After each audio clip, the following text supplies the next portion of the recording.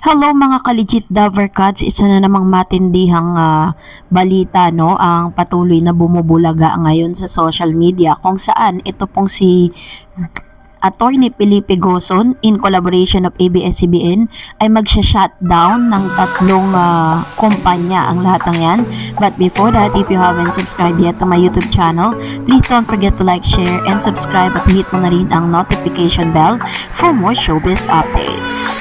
Bago nga tayo mag-umpisa sa ating mga updates, of course, nais ko po muna magpasalamat sa lahat ng mga legit viewers, subscribers at ang legit Davercats na lagi pong nag-aabang at nakaantabay sa lahat ng ating mga updates. Maraming salamat po.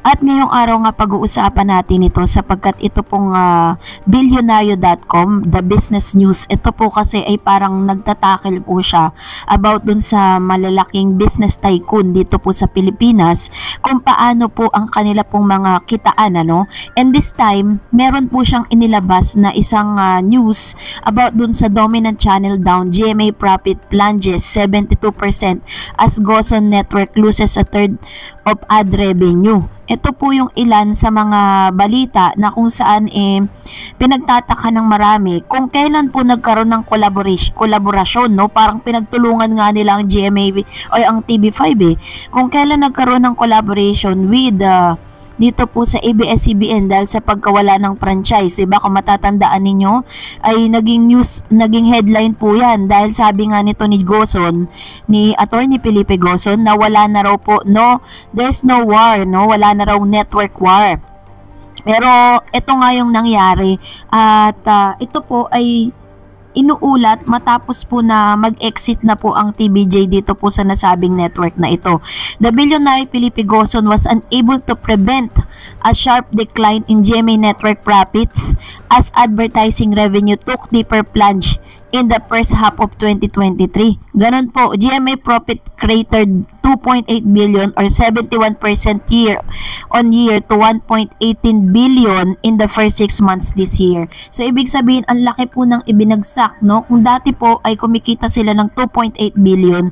So bumagsak or may 71% po sila kada taon. Pero ngayon po, half pa lang, meron na lang, ito lang po yung kanilang kinita, 1.18, na malayo po dun sa katotohanan or dun sa mga figures na kinikita po nila noong marami pa pong mga advertisers na nagtitiwala sa GMA. Kasi matatandaan, na matapos ngang umalis at magpaalam ang ito pong TVJ dito, unti-unti na rin pong kumalas ang ilan sa mga malalaking advertisers.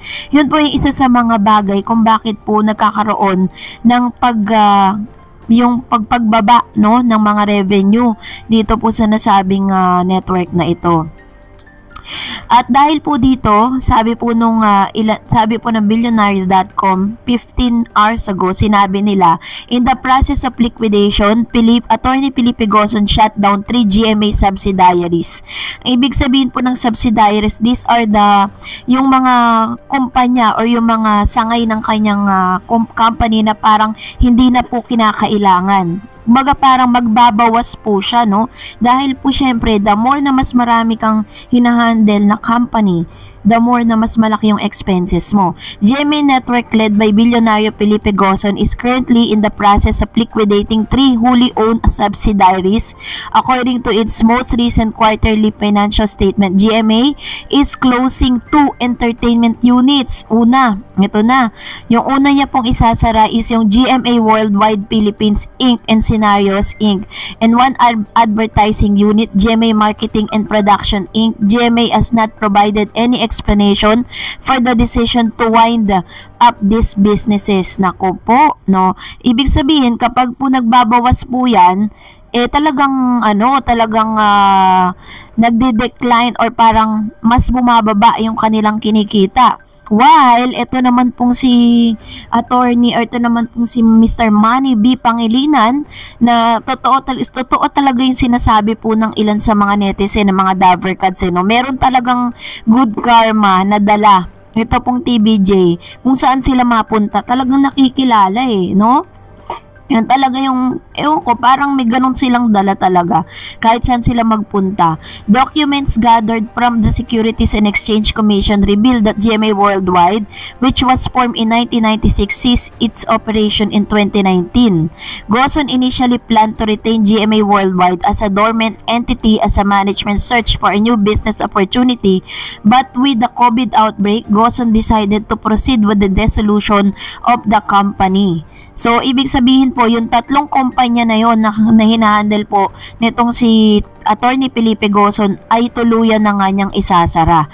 So, ano na nga kaya ang mangyayari, no? Kasi kung tutuusin naman lahat po ng programa ng nito pong GMA, nagre-rate. Kasi nga naman, wala naman talagang choice ang ang manonood. Tapos po, hindi naman ganun kalawak, 'di ba? Ang naaabot pa nitong TV5.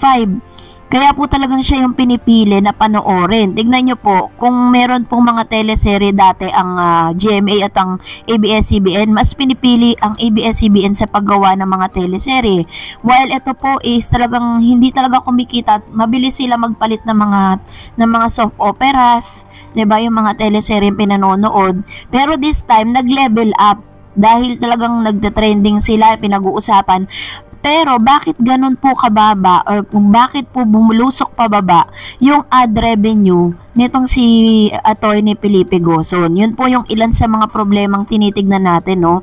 Dahilan na rin yan, sabi nga, 'di ba, what comes around goes around. Kung ano daw po yung ginawa mo sa kapwa mo, babalik sa'yo. So dahil po matapos nga na magpaalam na nga ang TVJ dito, naglabas sila ng saloobin nila na parang tila baga hindi nila naramdaman dito po sa mga executive na to na sila po ay na sila ay nagmamalasakit sa TVJ. Bagkos ay hinayaan na nila at wala ni isa man sa kanila ang nagmalasakit na tanungin ang TVJ kung ano na mga ba ang mangyayari sa kanila.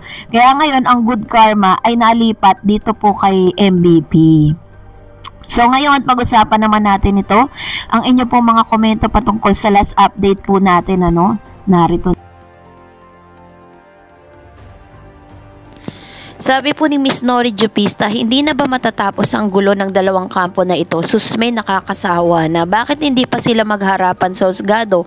Hindi yung puro argument para lang pag-usapan. True. Alam niyo po, totoo po yan. Dapat, sabi kasi dito, ang gusto po ni Ma'am Shi is magharapan. Kaso nga lang, may proseso po kasi silang ginagawa.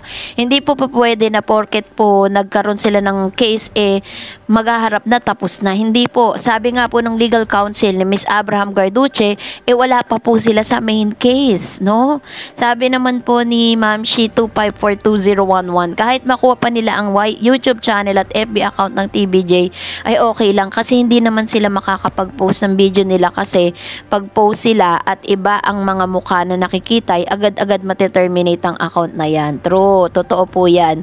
Dahil tignan nyo po, kung mapapansin niyo, hindi sila nagpo-post ng anything doon po sa nasabing YouTube kasi nga, 'di ba, parang kainitan pa mainit pa ang laban kapag po nag-post sila dyan, pagkakamali nila, gamitin nila yan, ay nako, baka mamaya biglang maglaho yan at ma-terminate dahil sa mass report, no? So ganun po yung kanilang laro ngayon. So salamat po. And Flor Texon also said, Tito Soto magte-testify lagi sa hearing, laging present.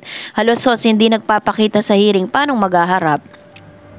Kaya nga po, puro mga legal counsel lang ang pinapadala po ng TAPE Incorporated. Di natin alam kung ano po yung kanilang plan, pero as of the moment, naglalabas pa lang sila ng kanilang mga evidences kung paano nila didepensa ng bawat isa. But anyways, maraming salamat po sa inyong mga komento. Please mag-comment lang kayo sa comment section na related po sa ating latest updates. Thank you for watching, guys. God bless everyone.